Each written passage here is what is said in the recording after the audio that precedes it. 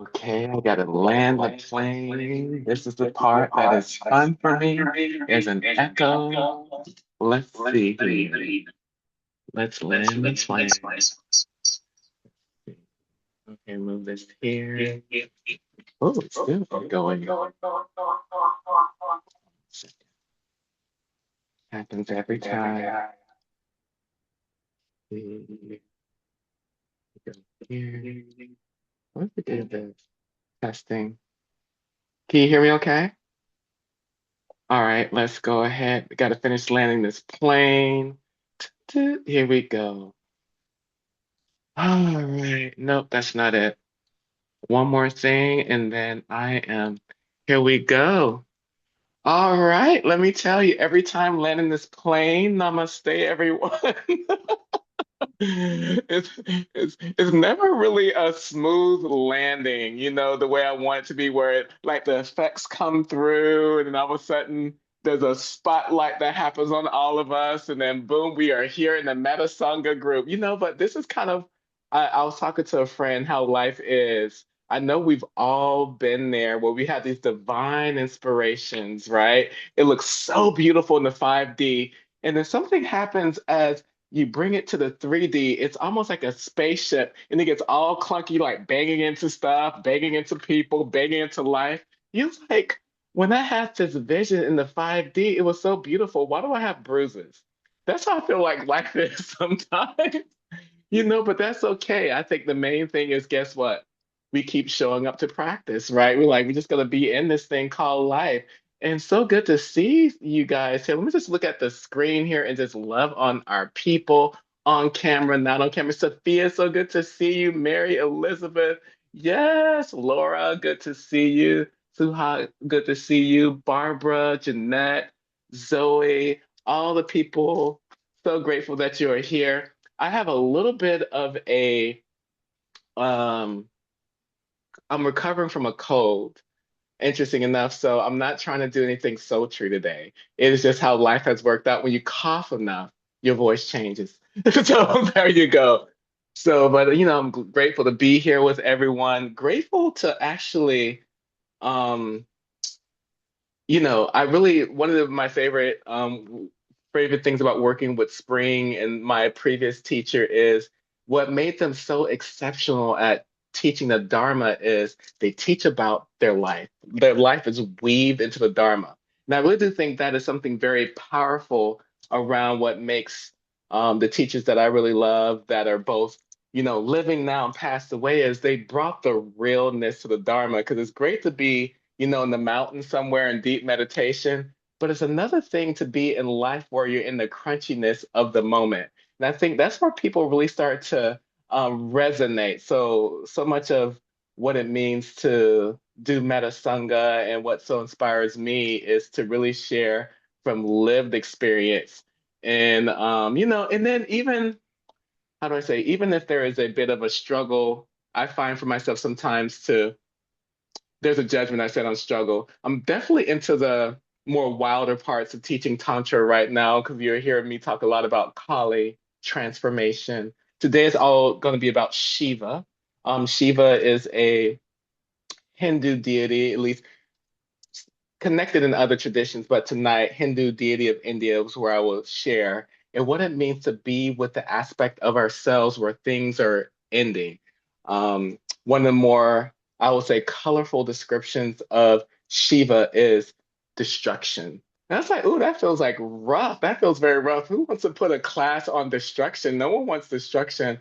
Well, I should say no one wants that. I joked in the previous class where you're going through something hard, one of the beautiful dharmas around Shiva, which we'll get into after the meditation, is impermanence, right? He said this particular aspect of the divine, such a powerful teaching on impermanence.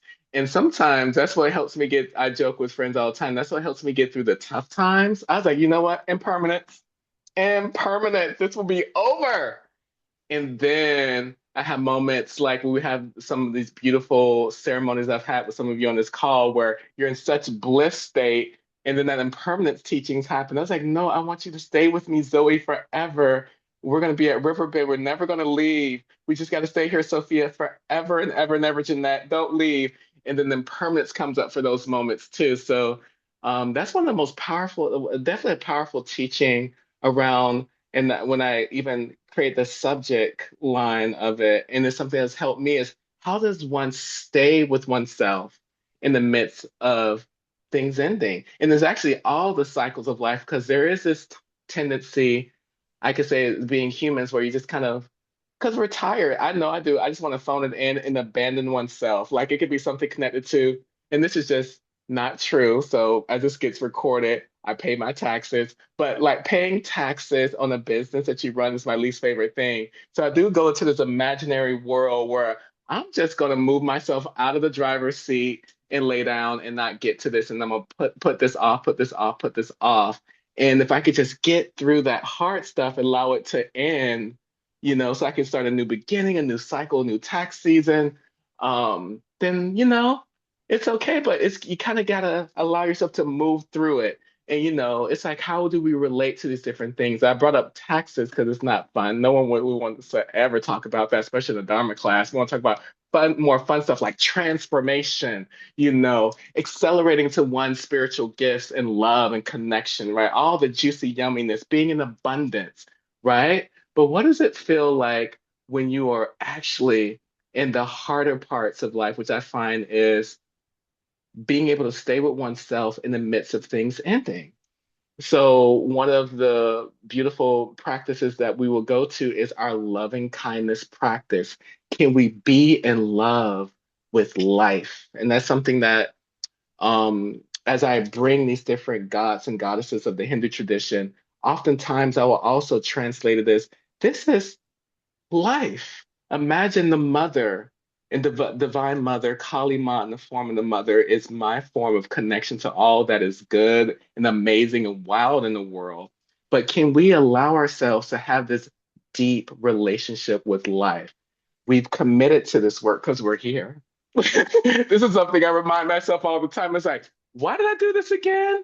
And this is the dance too of it too. Can we be in the sacredness of each moment? And I try to kind of do numbers and math when it comes to, okay, if my whole life holistically, if I feel, and this is all about interpretation, 80% of it is good. I look at it as a marriage. I was like, okay, Divine Mother, you and I are married. Kali Ma, you and I are married now. If I could be 80% good, okay, 20% is gonna be kind of hard. 20% at times I'm gonna look at the mother. It's like, this bleep is hard. This is not fun. Why are we doing this again? Why am I doing this again? So, some of the beauty of tonight's learning is the mind and the forgetfulness of it all. I think that's what makes it hard, especially when things end. Like we do this deep work and we want, there's a part of us that really is ready for certain cycles to end because there's parts of us that's ready to transform. So this week we're all about Shiva And how do we walk and not abandon ourselves? Because once we really start to allow ourselves to step into this space of no, it's all going away. Shiva is ash. He is like going, everything is going like there is all that is good, that is bad is neutral. Shiva is like, let's go ahead and do this because on the other side of this, his consort is Kali. So imagine how they work together as things end, it creates spaciousness for transformation. So even though it's hard, I even remember the easiest thing is for those who work corporate, the best thing you can have is I find at times a promotion where you've maxed out your current role and you're ready for something new. And I know there's been parts of me, and maybe we've all had this, whether it's corporate or some kind of project you take on where it feels so big. Sometimes you just don't want the current project or role to end. You're like, I don't know if I want to go out there. There's too many unknowns. But imagine just being in that space to create that space where you know what? I'm going to allow myself, instead of staying in this cycle of the same conversations, relationships, I'm going to blow. I love saying blowing up my spot. That's a Spring and I used to say all the time. We're just going to blow up our spot because then what it allows is for that new cycle. And even though you don't know what's going to happen in the new beginning, there's something very powerful in the learning of life and being with life that way. So I want to encourage you as we get ready to settle into our meditation. So for those who are not as familiar with the meta phrases, there are meta phrases that we will work with as a part of our container because we're going to go through different visualizations around um, what it means to be with the different life cycles. At times, that's going to be depending on how you're holding life, especially with things ending. How do you at times you're going to probably want to lean into love and loving kindness. And then we're going to really start to go into what it means to be with letting Shiva hold you in that process, that aspect of ourselves that is bliss state, that is constant, even when things feel impossible, what it means to be held by that part of yourself that's so still, that's so clear that we're going to go through this evolution. So with that said, I put in the chat um the meta phrases. So that would be really your anchor to just be um with the practice. And wherever you are, just allow yourself to get comfortable. And for the initial part of the meditation, I'll invite you, you can keep your eyes open if you want, as I like to have a little bit of body movement, starting to get clear on my seat, but start to really become present as you start to rock your body a bit from side to side. You can allow yourself to get into some deep stretches, flexing your spine and remember to have your breath be a part of this. So as you're breathing, feeling that inhale, feeling that exhale. I like to do a bit of a twist here and there just to really start to feel through my back. And even roll your neck a bit if you need to go in one direction, just feeling into the body. And if you crack your neck a little bit, that feels good to me. If it doesn't feel supportive, really take care of yourself. Even rolling your shoulders, anything connected to the spine. I like to really start to kind of be with. And then whenever you're ready, only when you're ready, you can start to give yourself permission to either keep your eyes open or closed, but begin to go more internal, to be with your body in a more internal way versus external. So as you close your eyes, if you feel comfortable, begin to just breathe and connect to your breath. And as you're breathing, connecting to your breath, can you allow yourself to be with how it feels for your body? How does your body respond with each inhale and each exhale breath?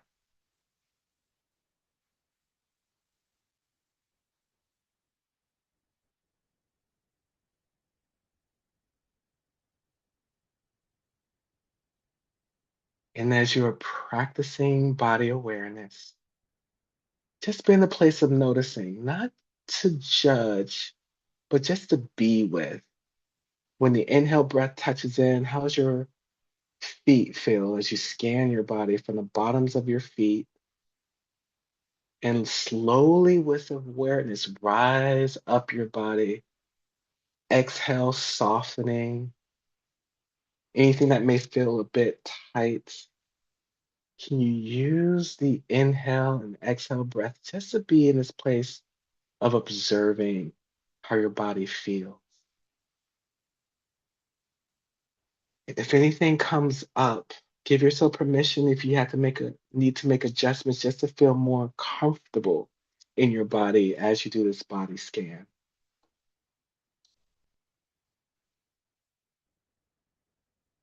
And as you're breathing in and out, can you allow yourself just this moment to just allow your body to take care of yourself? Your body knows how to adjust to be, just to get to that place of relaxation.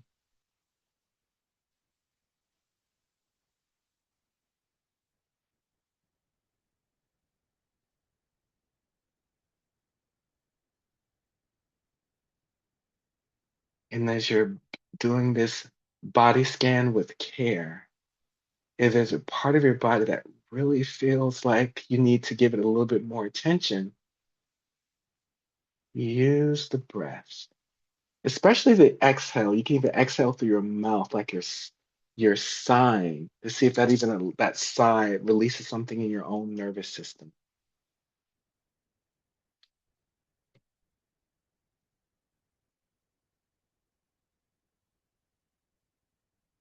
And actually, for the next several breaths, allow the inhale to come through your nose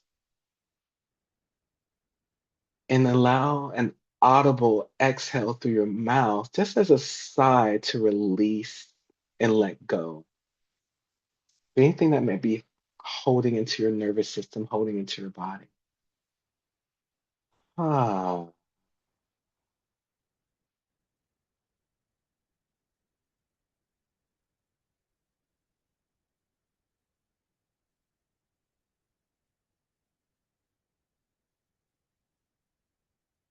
ah.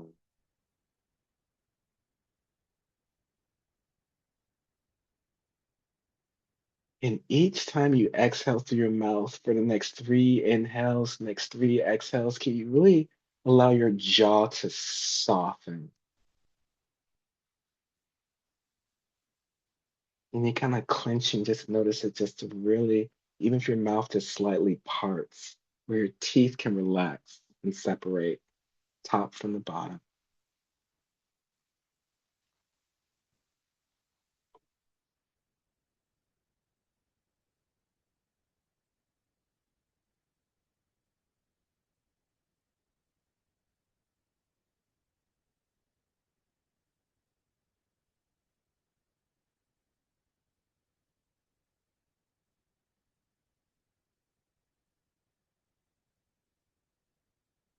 And whenever you're ready, you can return to normal breathing, in through your nose, out through your nose.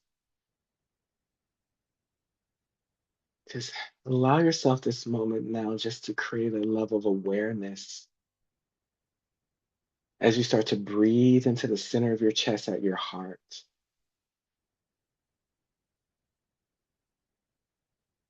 And as you breathe into the center of your chest at your heart, just allow whatever comes into the awareness of of you as the observer, whether it's thoughts, whether it's your body, physical sensations, whatever comes to the forefront of your mind. Can you use your breath just to maintain presence and just be with the awareness of what comes up?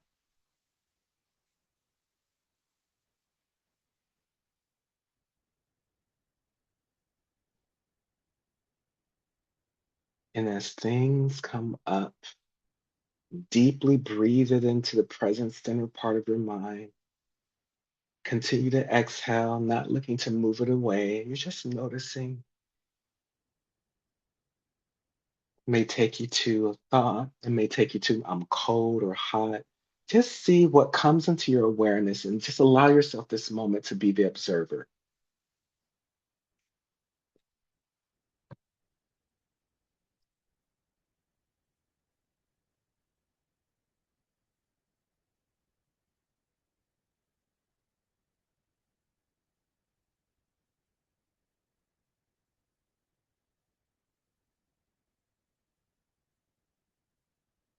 And as it comes to the center of your mind, whatever it is of your awareness, and it passes, see if you can just notice how you, as the observer, relates to what comes to your awareness as you're breathing in and out. If there's an emotional charge or if it takes you to a specific experience, just notice and bring yourself back to each inhale and each exhale breath.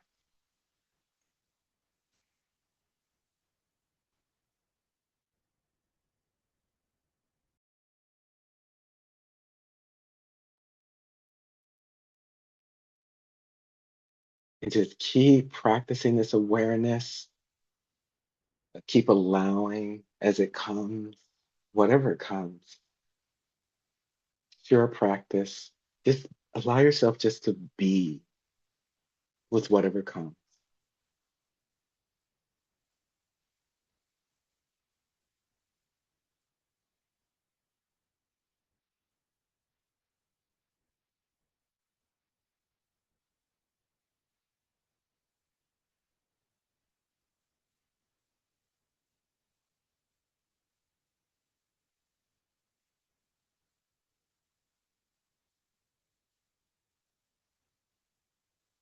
And once you're in the flow of practice with awareness of what comes, as you create spaciousness and invite your awareness to deepen, to explore all aspects of yourself, I'm going to invite you to bring in metta as you practice awareness.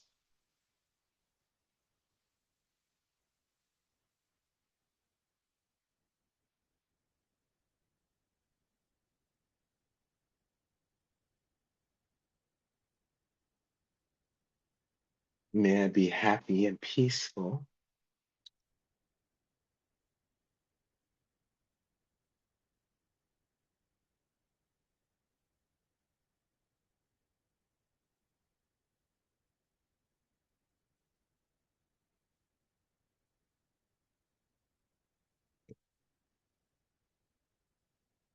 May I be safe and protected.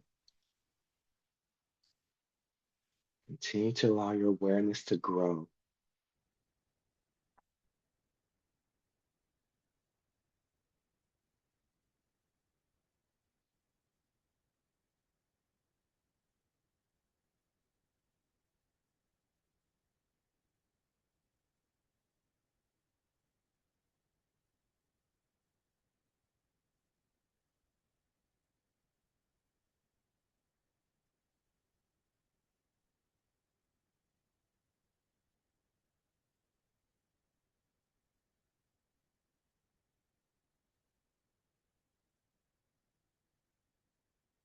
May I be healthy and strong in this body.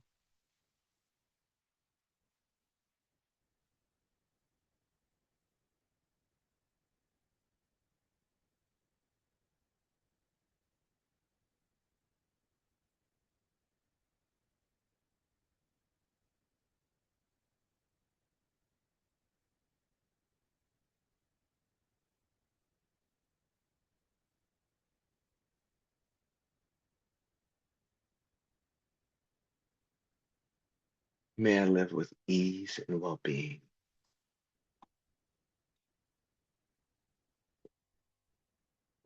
Keep breathing the metta practice into your heart and still giving yourself permission to allow your awareness to expand, just really feeling through and seeing what comes into your heart center around what's coming up for you, what's coming up in your body, what's coming up in your thoughts, and holding it all in metta.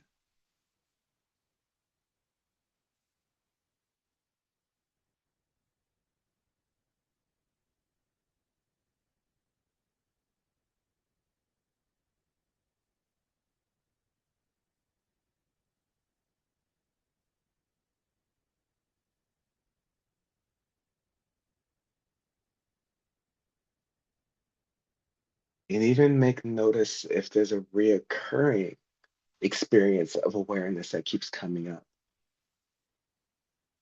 Just making note.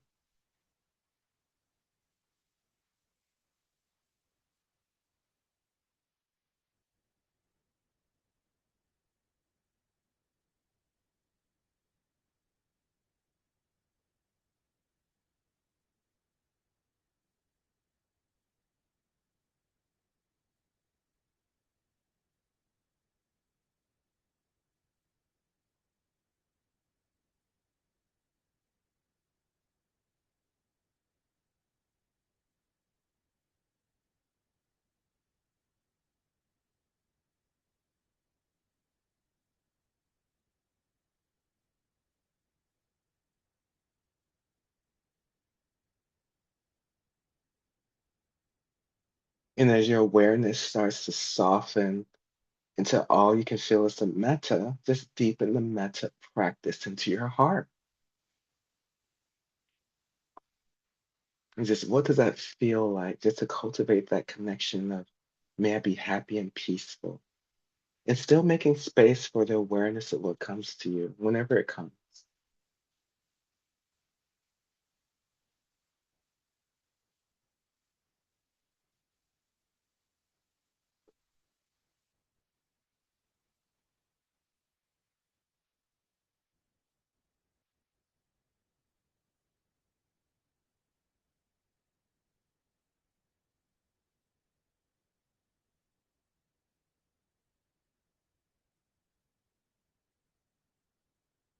May I be safe and protected. Connecting that into your heart.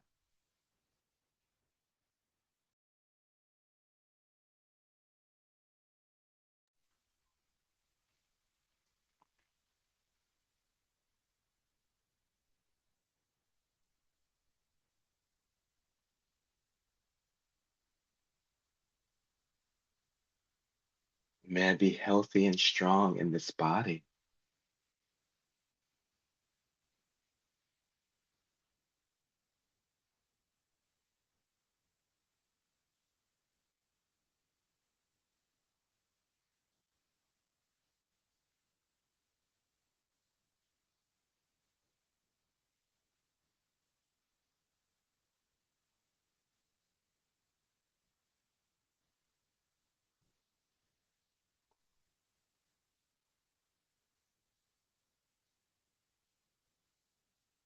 May I live with ease and well being.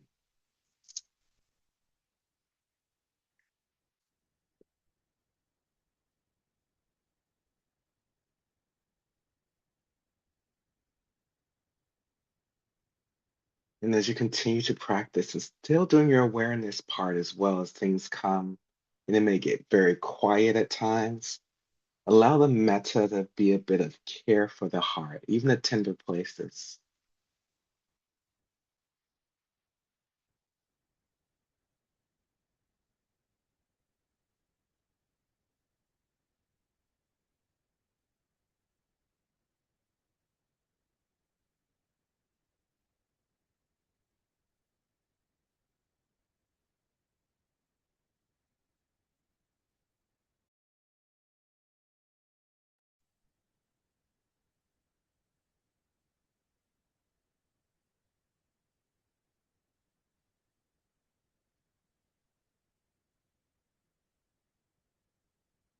We're going to now start to invite a bit more spaciousness in you and your heart and your whole energy field. So letting the metta practice go for a moment in the awareness practice, we're just going to focus on using your breath for expansion.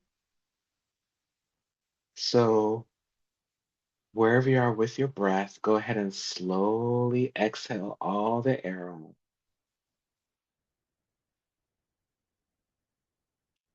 And then you're going to inhale through your nose slowly, feeling this connection to your heart. And once you're full of air, you're going to hold your breath there, being full, feeling your heart still expanding. And then you're going to exhale through your mouth as if you're blowing out a candle. Slowly exhaling through your mouth as if you're blowing out a candle.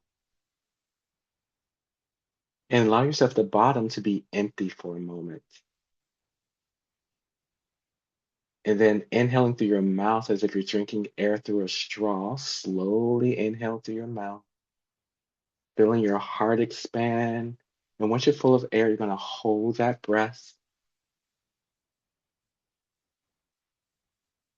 And only when you're ready can slowly exhale through your nose, feeling that connection of the exhale breath through the nose. And allow yourself to be empty at the bottom of that exhale.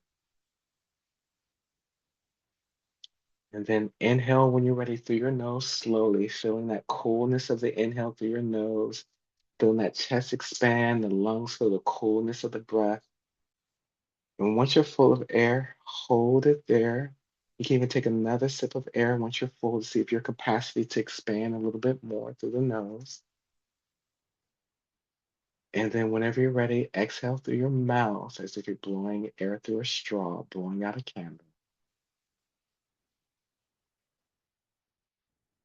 And at the bottom of that exhale, see if you can be empty for a moment and even use your diaphragm to see if you can push out any stale air in your diaphragm and allow yourself to be in the emptiness of the breath.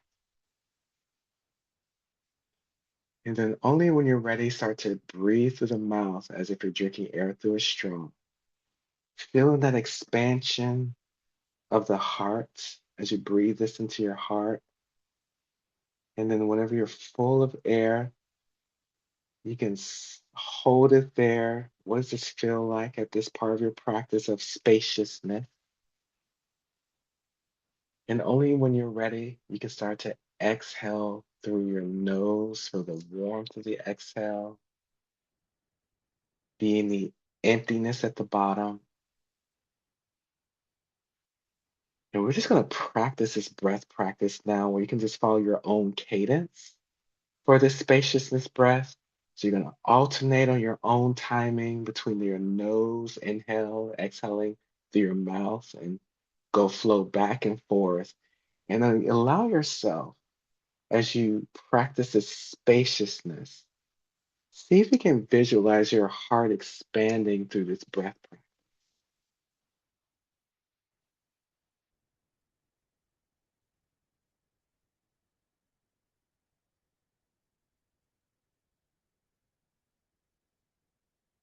And as you start to feel energetically more spacious, continue to be curious around giving yourself metta as you practice this breath. How much metta can you hold in your heart as you practice the spaciousness breath?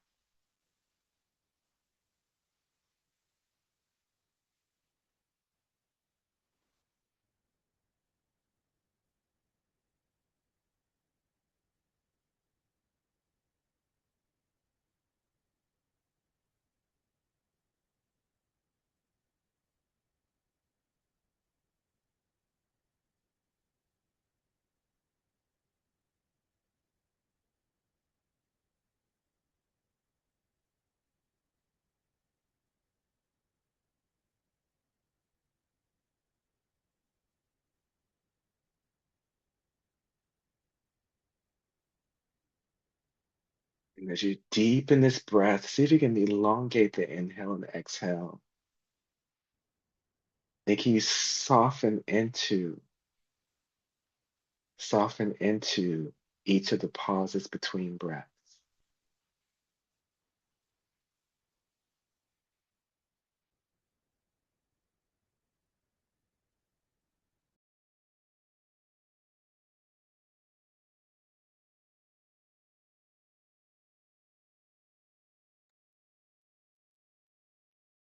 And as you begin your metta practice, continue this breath practice at the same time. And see if you can expand into the may I be happy and peaceful. Start to be with the different meta phrases with this breath.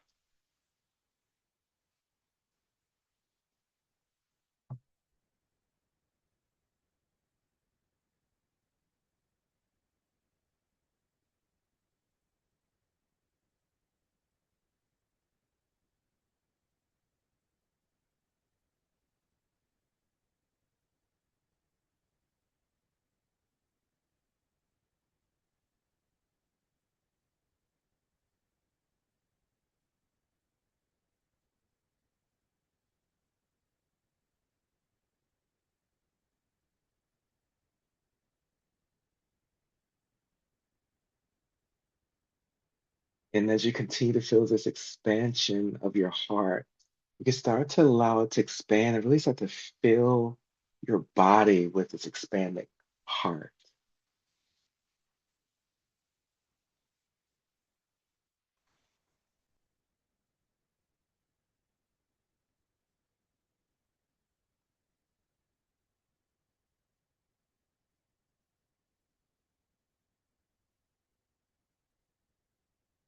May I be safe and protected.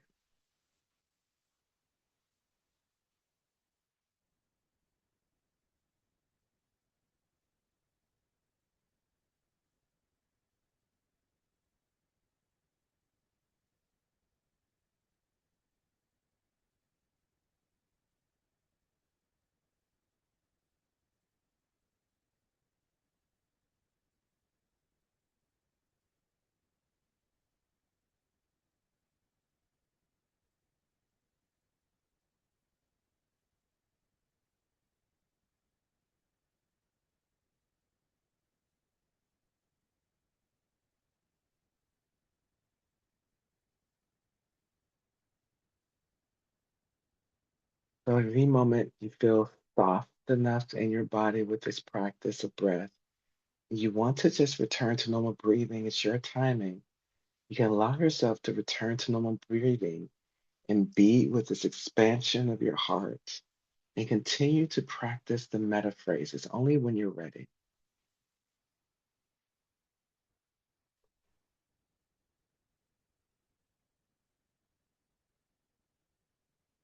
where you really start to go into your own inner listening of your transition.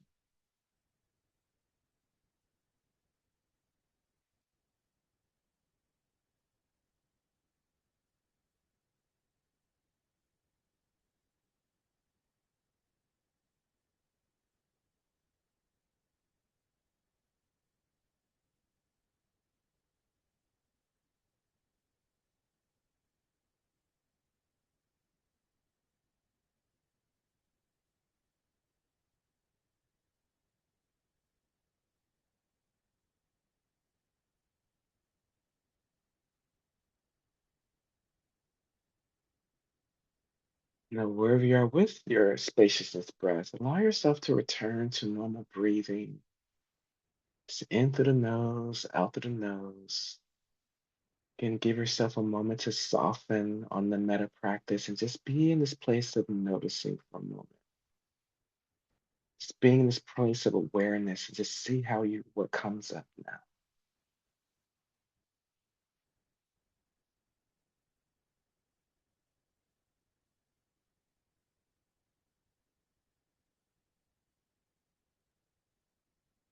Just trust that your breath can be an anchor for you as you practice your awareness of what is coming to the center of your mind, whether it's your body, thoughts.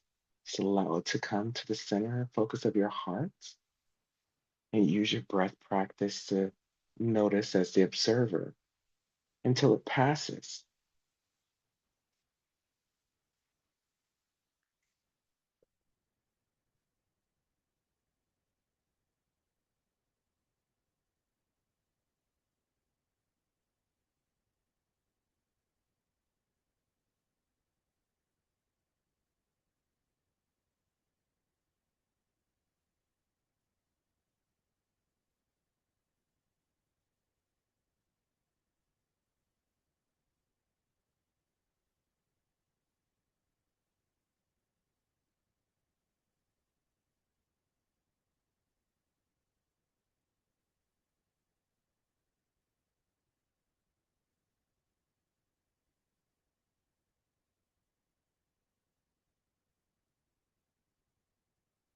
I'm going to invite you to let the awareness practice go for a moment and keep breathing deeply in and out of your heart. Feel this connection to your heart, just to steady yourself back to being present with your heart and how it's feeling right now.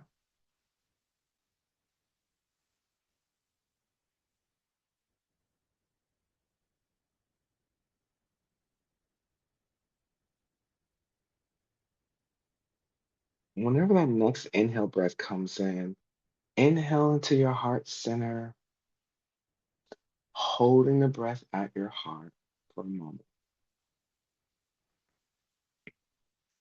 And then slowly exhale up the spine and out the point between the eyebrows. And you're going to start to breathe into the point between the eyebrows of your seat of intuition. You can even shift your gaze slightly to the point between the eyebrows just to activate this sixth chakra. Start to breathe in and out, still knowing that your heart is there, connected as you start to connect with your seat of intuition at the point between the eyebrows. And as you start to breathe and connect with your intuitive guidance system, create this inner connection around a season that is ending in your life. It can be an expression, it can be a visual. Allow yourself just to be, not choosing, but whatever comes up, that's something you know that's coming to an end. It feels like there's something that's looking to transition that's going to end soon. So be with that. Whatever comes as a first knowing, start to breathe and expand that into your intuitive guidance system at this point between the eyebrows. Really start to breathe that in with care.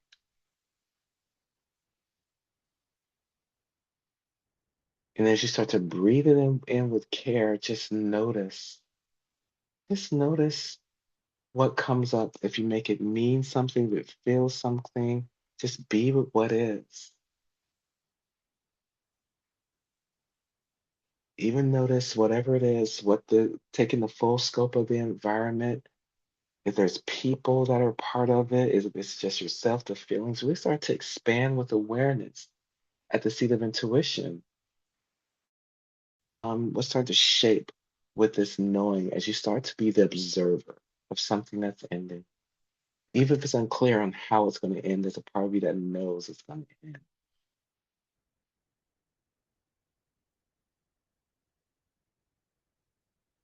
And once you're clear on whatever this ending is, start to give it metta. Start to hold it with metta.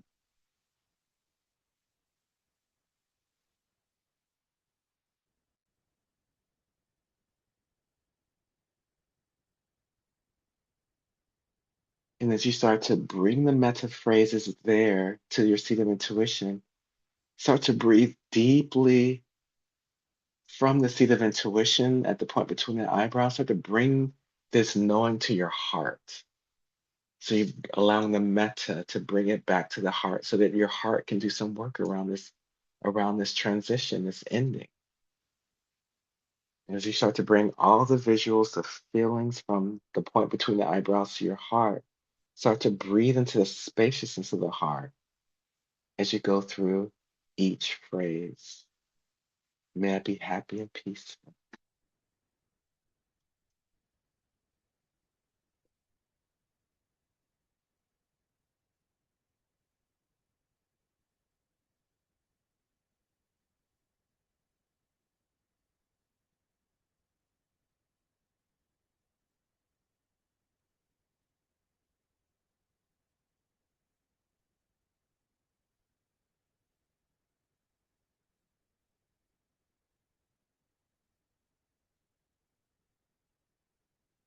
May I be safe and protected. Still holding this visual, the feeling, the knowing into your heart.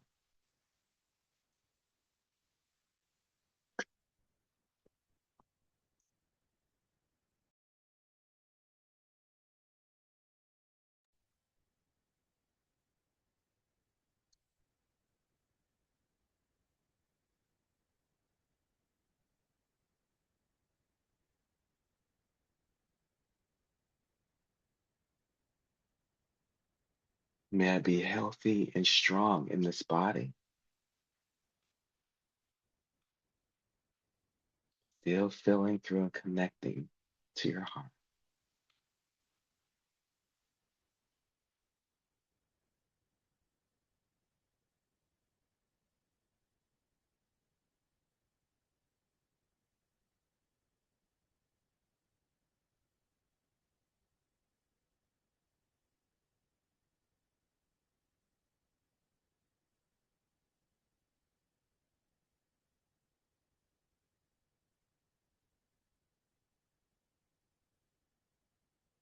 May I live with ease and well being.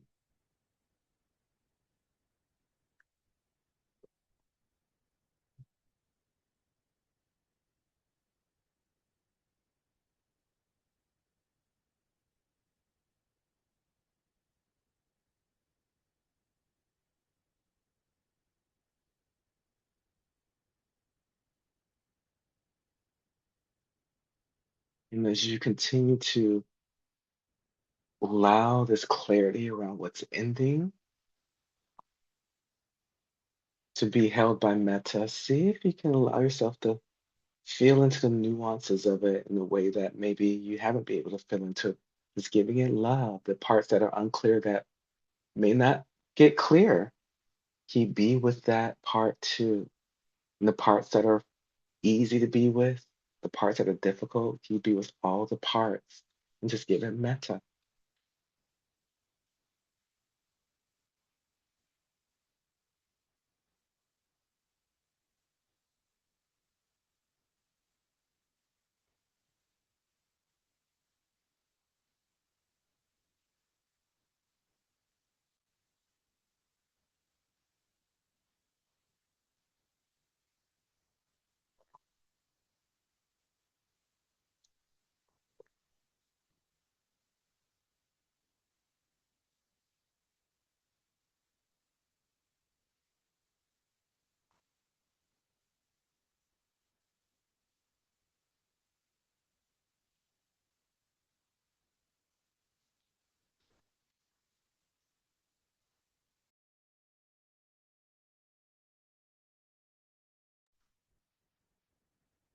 Just continue to breathe into your heart for a little bit longer, connecting in this metta.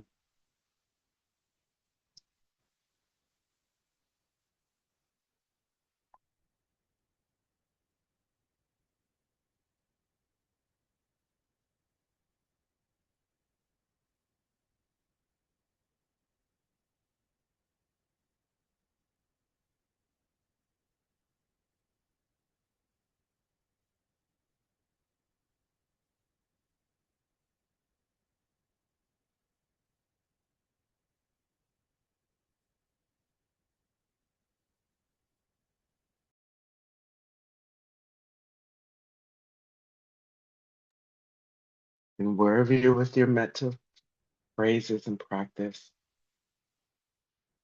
let the meta phrases go for a moment and just be with just a softening of the heart and ask yourself inwardly, what is one thing I can do to be with myself during this time of this particular thing ending? Just ask yourself, what is one thing I can do just to be present with myself beyond the practice, just to be with this, what has come to you that's ending.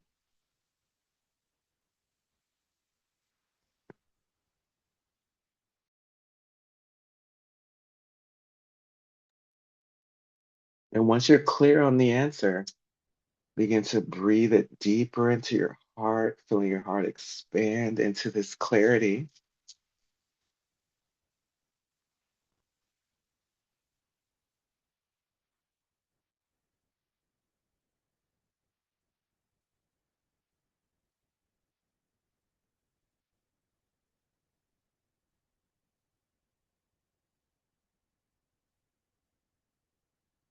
Then, if you feel quiet enough, you can soften into the silence for a moment.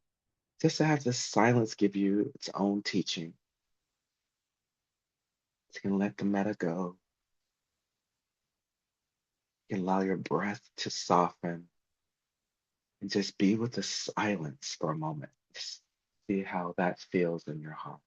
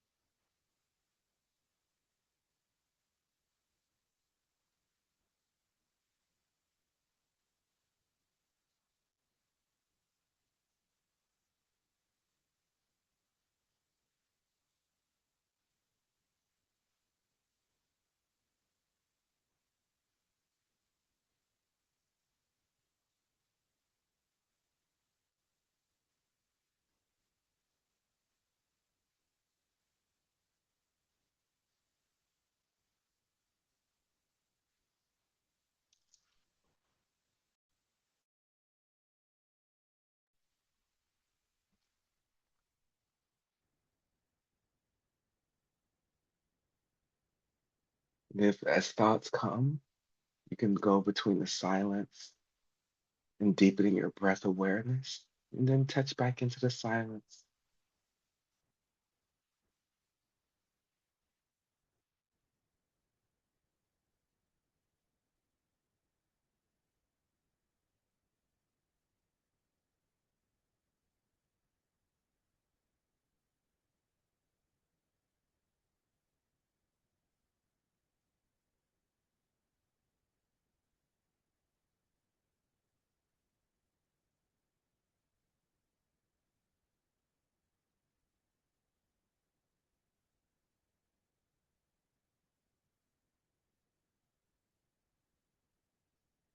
I'm going to invite you to practice connecting metta to anyone that's connected to an ending cycle that's coming up for you and them that are connected, whatever it may look like. Invite you, if it's in your practice, your heart's open enough. Can you say, visualizing them in you, may we be happy and peaceful? We start to connect in all those, because it usually takes humans working together, even for things to end.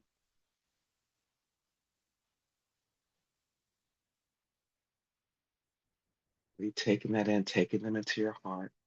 It's a part of this being really present to this cycle ending.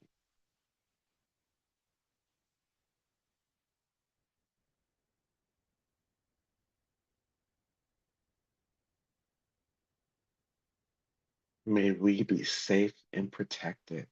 We start to feel into that, feeling them in your heart. Know that you both are held in loving kindness.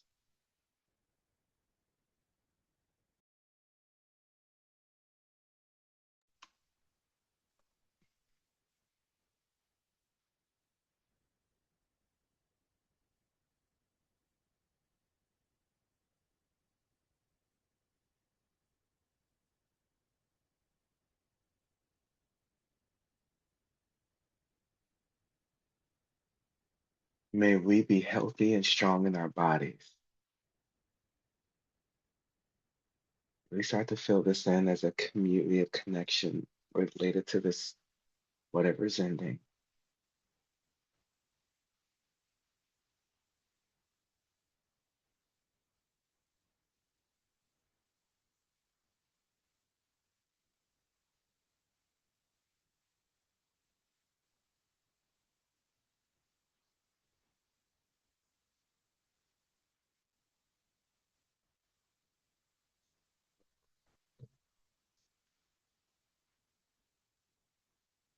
May we be healthy and strong.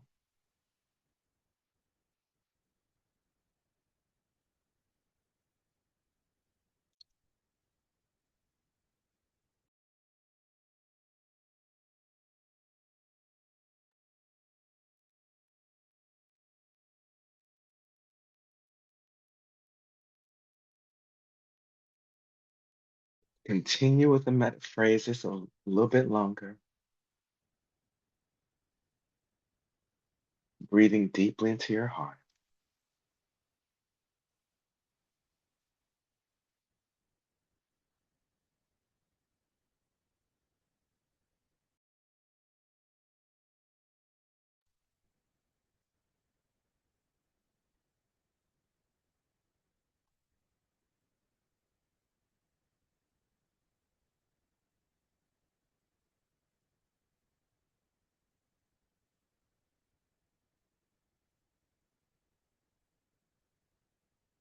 Now, letting the meta phrases go, begin to really feel your body now. You're going to start to breathe your body, connecting in.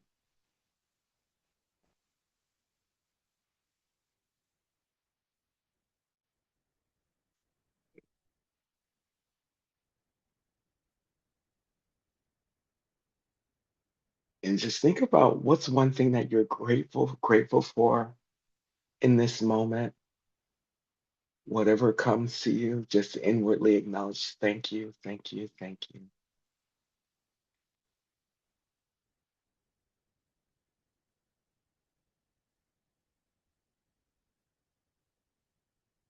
And then feel free to bring your hands together slowly if you're ready to your palms in prayer at your heart. This is integration of your practice and bowing to your own inner sacredness and sacredness of this class, this community. And then you can come to a comfortable seat.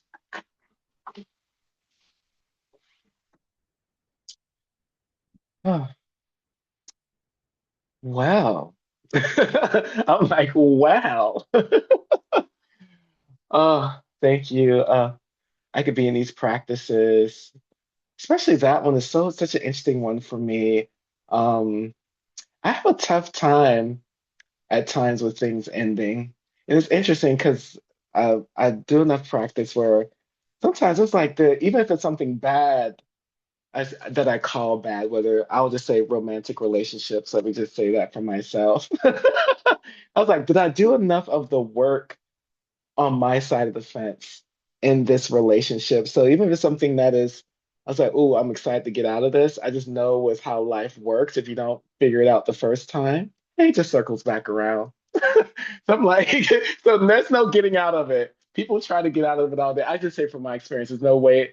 I don't know how to bypass those things. I try to avoid spiritual bypassing. So doing a deep work around things ending. And I rarely find, because we're on the human plane with being with humans, all living beings, rarely does it just involve yourself.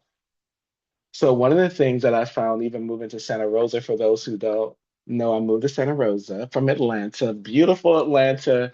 And somehow I got this divine experience where I was like, let me just be out here with my plant medicine people. Let me be at the sacred land on the West Coast. And I found, even though it felt so good in my body and my intuition, I have struggled and resisted. And I think that's partly probably why I'm sick right now, too. This is causing things out. Like my body's like, oh, what did I do? Rejection, rejection. And one of the things that really beautifully came to me, which I was like, I know these practices. How could I not remember? Is I said goodbye to the land in Atlanta, but I never really formally allowed myself to be with the land in Santa Rosa. And I had a little bit of complaining energy around, why can't I get out of here? Because I rarely do I have where I'm locked into a specific land where I usually travel and all that, but I've been so rooted here. I literally, until I can really start to set roots a deeper way, I'm just really kind of in Santa Rosa. And that is not my normal at all. So I was like, this land is holding me. So what has created so much spaciousness in the midst of my coughing and everything else, like go outside. It's like, you know what? It's time to do some rituals. I already ended. The land of land. I already did this deep work there to thank the land and leave and come to Santa Rosa. But for some reason, I just somehow missed that for myself, just my own sacredness to the land. So I did this beautiful, for me, it felt very heart opening mother ritual with the land, and it was so powerful. For the first time, instead of me rejecting, like, why am I here? There's a portal that I opened up near the house. I love going there and putting my hand. The hands have powerful chakras, by the way. So I'm always very careful around like who touch me and touching unless you like really want to do some deep work. There's something so powerful about touching the pulse of the land, the pulse of the earth. Because I needed some kind of clarity on why. I was like, thank you, land, for holding me so tightly. Because I'm not sure if you have that at times with the land. You're like, this is really holding me a little too nestly here. So the land gave this beautiful communication that I'm in the mother's womb. It's a beautiful visual that happened. And it's not, believe it or not, Sophia, this is not even on psychedelics at all. This is like, it came to me, I was doing my mantras, and all of a sudden I saw myself in the mother's womb with all this nurturing protection. And I got very emotional. And, for me, as you get to know me, I'm fully myself. So there's people around. It's like, what is this human doing? I'm like, what is happening? And people were just playing and playing soccer. I didn't care because I'm with the mother. I was like, oh my gosh. And what I really got is how much the land holds us. This was not a part of my teaching, by the way. I'm going to get to that, but this came to the meditation and how powerful it plays in cycles of life. And one of the things that I really was working with the Mother Earth was help me. to kind of figure out how to let go of this energetic cord of thought between my old life and my new life. And the beautiful thing about the land depends on how wild you want to be with it. I believe that if you want to connect with someone, instead of using a cell phone, touch the land. We're all touching Mother Earth. We want something positive. And I use everything for positivity, by the way. So don't, that's what I'll say. So when I touch the land, like, help me as to start to not resist the relationship to the humans here. Let me just be with it, Q.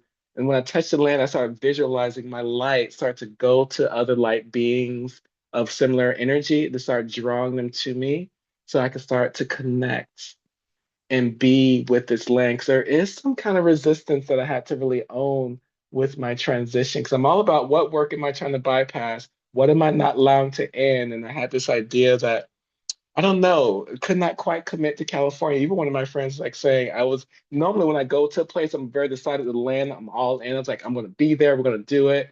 This one I was very kind of on the fence, like, I don't know how long I'm gonna be here. Already like deciding I'm gonna kind of phone it in. And that's what's so powerful around. I think it's Suhada asked the question. Teaching in person will be important here. That's why I gotta really make sure I do that because I've been called to teach more and teach in person is something powerful about that for me.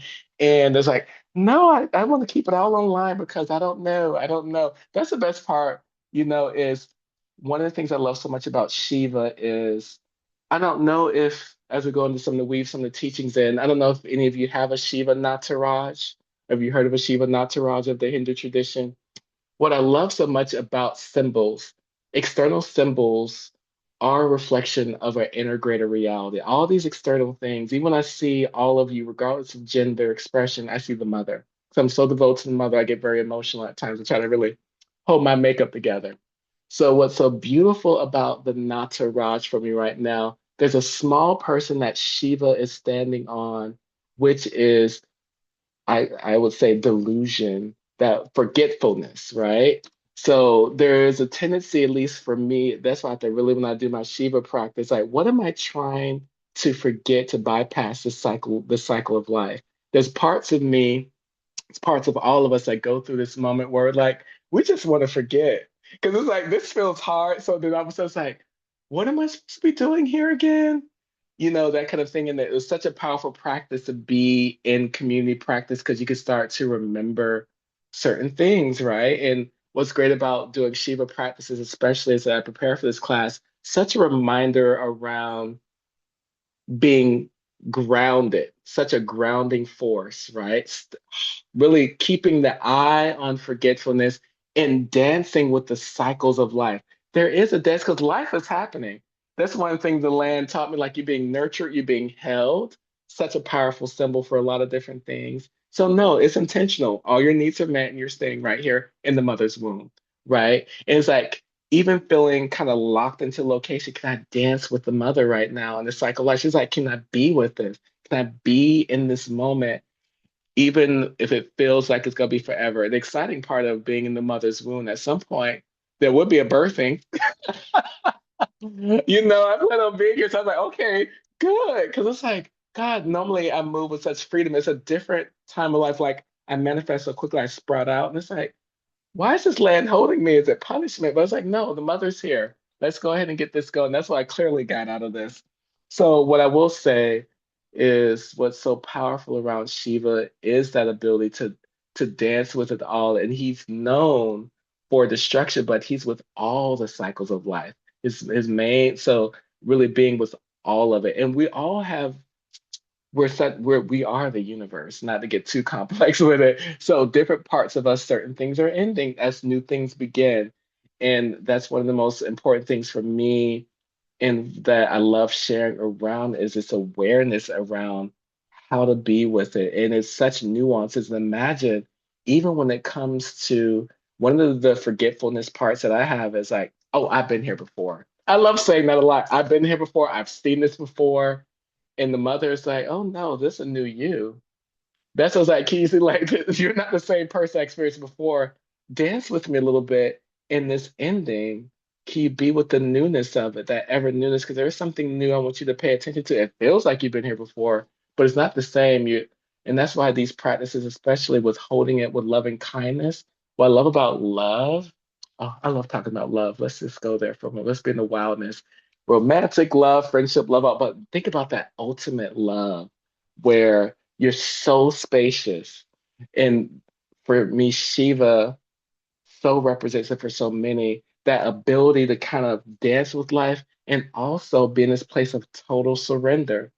I have a Kali on my on my altar, and I love this Kali because Shiva is just beneath Kali in total bliss. She is wildly dancing all over, and he's not resisting. And Shiva is not a little push around. Shiva is one of by far the most, by many traditions in the Hindu pantheon, fierce. There is fierce and there is Shiva, next level. So for Shiva just be like, just dance on me, mother, as wild as you want with no resistance. So that ability to understand, and this is why I love that stay. It takes courage to stay. And we all have those moments and where, and the great thing is what I love so much, I try not to beat myself up. You're not going to get it wrong because you know what? The mother's patience is beautiful. If you choose not to stay with yourself, and there's something powerful around getting the rhythm of being with the mother in life. Because sometimes I think we all experience, especially the deeper you go into your practice, you're like, God, I've been here before. Why does it feel like the same conversation, just a new personality, a new person? I got a different outfit on. I might be a bit cuter, more refreshed, or not cute. Something might be struggling. But why is this conversation coming up again?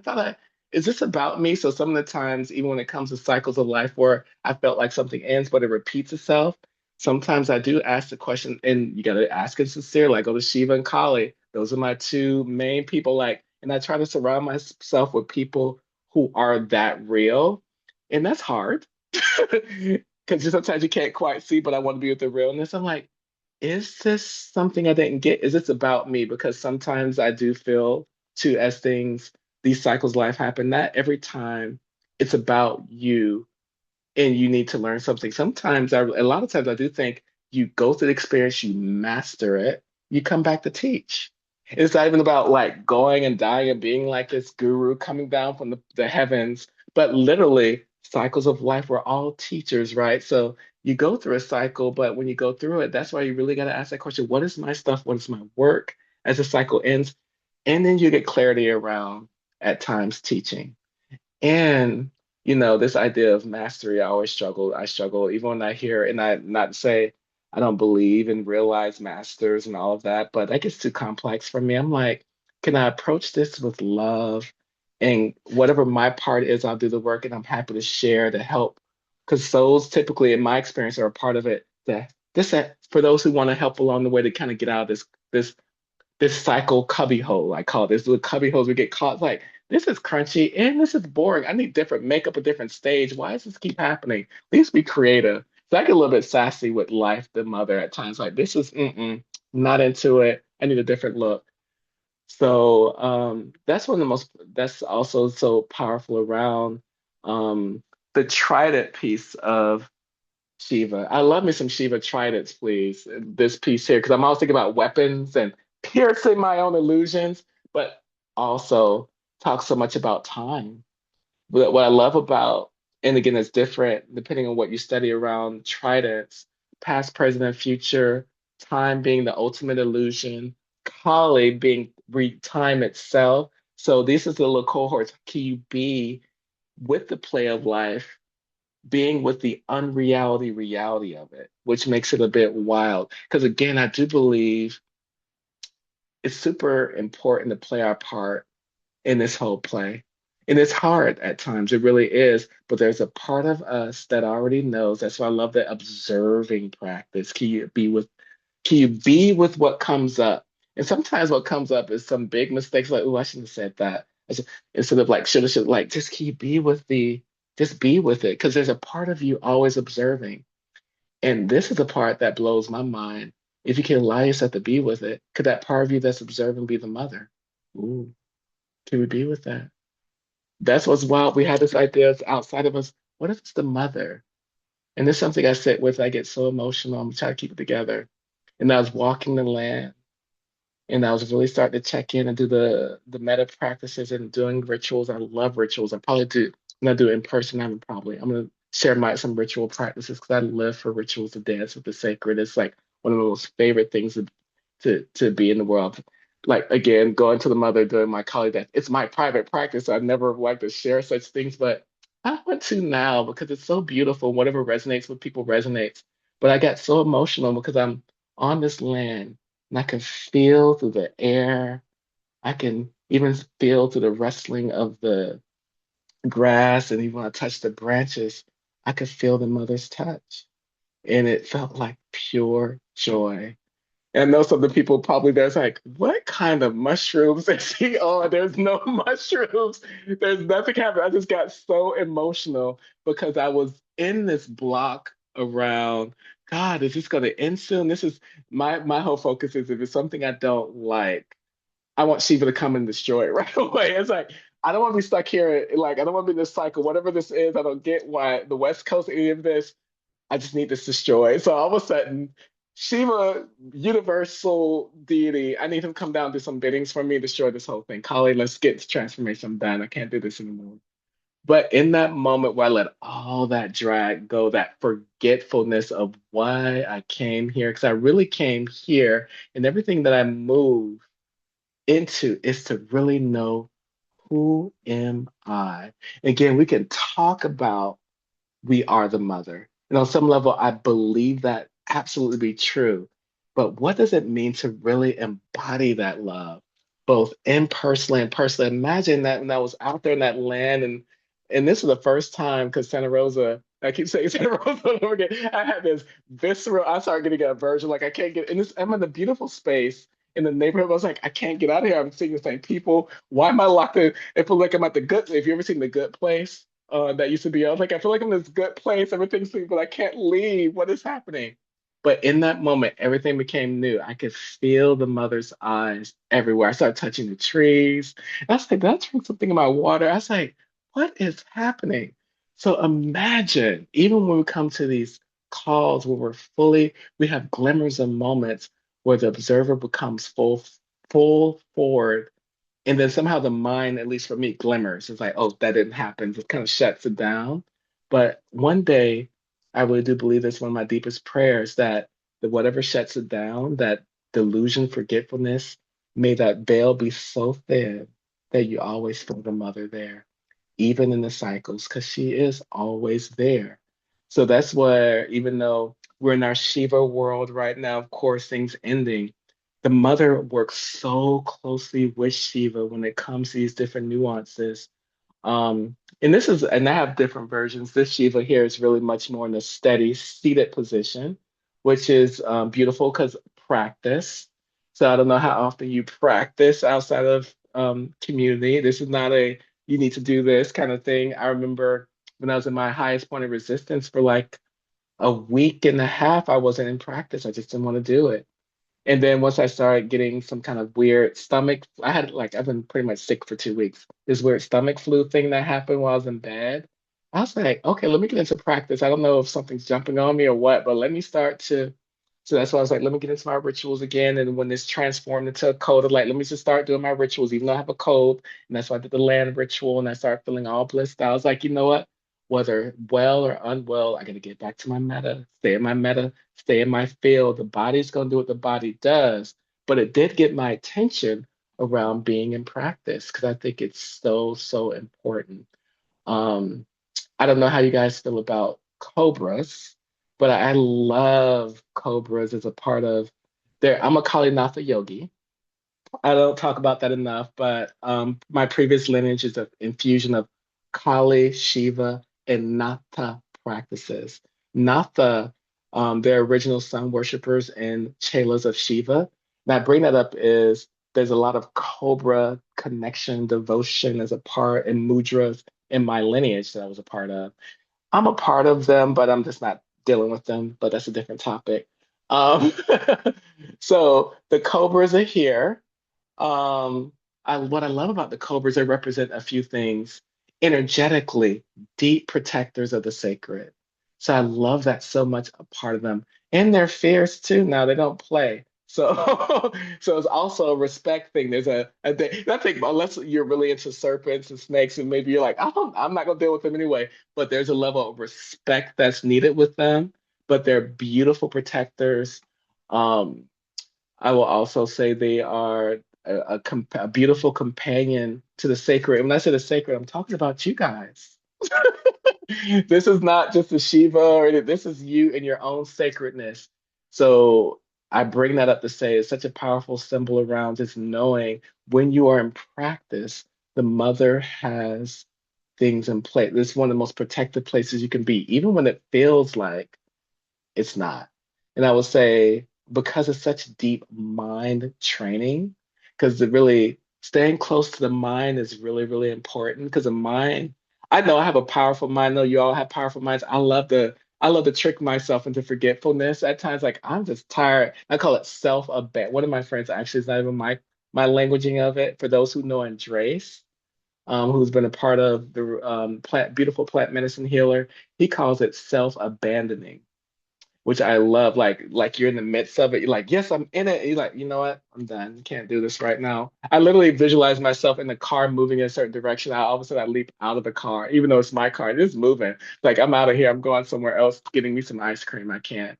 So I really do feel the importance of being in practice because that is one of the most powerful things you could do. And there's even if it's not even for me, it's not even especially as cycles ending trying to figure out like, okay, it's great if you to get the wisdom is great, but I think it's more important at times how present can you be with love. And that's something I try to learn because the mind will try to intellect, my mind will try to intellectualize it, put a PowerPoint presentation like, okay, Baba, this is what happened. You're gonna go ahead and this is 1 + 1 = 2. So don't do that again because you don't want to meet this person anymore. This is your roadmap. And I've tried to roadmap some of my learnings to Sophia. I was like, I'm gonna roadmap this right now, so I will never have to see this again. And guess what? Life is so creative. It's been at this as long as we've existed, even though we can't always remember our how far back we go, right? Which is probably best by design. But life is so creative. It just keep dressing it up in different ways because I really feel so much of my life learning is can I be with love? Because be with that. Even if I can't get the lessons down, even if at times where my mind goes, like, one of my big things is to minimize harm. Especially, I think the most harm can happen is when things are ending. Not to say things can happen in other cycles of life, but from my experience of just observing humans and myself, depending on what it is, even if you have good intentions, at times it can get messy, messy, So I think even being with compassion, because sometimes you can always tell if you're doing it right, especially when it comes to trying to create space for transformation. If humans involved, which they typically are, trying to like, at times I'm so careful around people. Trusting your own intuition is so important. It's great to have support, even those who are clear reflectors, but trusting yourself in it because at times having someone else guide you in that leaning into yourself because it's your dharma can create more issues, especially when things are ending, where it's not always helpful. So I think, yes, take in with love what people offer, and it's such a great time for you to really feel love personally in yourself because there's something about you in it and how it uniquely impacts you, how deeply personal the love is, and also the hurt. Inside the hurt is also the essence of it is love. If it may not feel like it, but can you really be with the grief, which I didn't spend a lot of time talking about because it's not one of my favorite things to talk about, but being with the grief of things ending. It is great things too, like seeing my friend go off to retreat for a year, spring for liberation work, love her. And I'm still grieving. That's probably why I'm resisting a lot of what's happening right now. There's some grief to it, right? Where it's like, I just can't get over it. And then I'm like, I'm a bodhisattva in training. I can't be this way. The mind will just start talking trash to you. It's like, shut up. I need to be in pain right now. I can't deal with that. So this is the Gemini mind going, right? But it's like the grief piece of it is such an important part of the love because holding the dualities of it all is super important. and really starting to crack that open because it is revealing something about our capacity to love because grief lives inside of love. So to be able to grieve properly and not resist, not like, why is this happening to me? But we're being human and we need our moments. So this is not about being perfect, perfect drag performances. This is like keeping it real. So that's one of the pieces of it, whatever that looks like to your grief work. Sometimes it's me sharing stories. That's why coming on here and sharing a moment with Spring, 'cause I feel her in the 5D. So I'll share a story about her or something that we did together, and it just helps me to grieve and soften, because even though it's not a loss, it feels like a loss because the moment is so precious. And it also helps you to really be in the moment with the people in front of you because we're all connected to the same channel that is Metta. It's not a Spring channel, Baba channel, it's a love channel. We're on the love channel. Isn't that amazing? We're winning. So I know it dresses itself up in different forms, but that's one of the greatest things that the beautiful gifts of the mother and and Shiva as a part of that is the ability to be able to have things end because it shows our capacity to expand. Because imagine if things always stay together forever, never change. Like my mom, for example, of once in a while I bring up my mom. She has a hard time that I'm a grown up. She just can't accept that I'm a grown person, and she still wants me to be home. She's like, just leave all your work and just be home with me. I was like, Mom, forever. She's like, forever. I was like, is that healthy? She's like, I don't know, but I just want you here forever. And that is not helpful. So I was like, no, Mom, we're going to continue to transform. I know this is hard. She lives in Florida. And I've been away from home for God for I'm gonna date myself since I turned 18, like over like 30 years. Good Lord, time goes fast.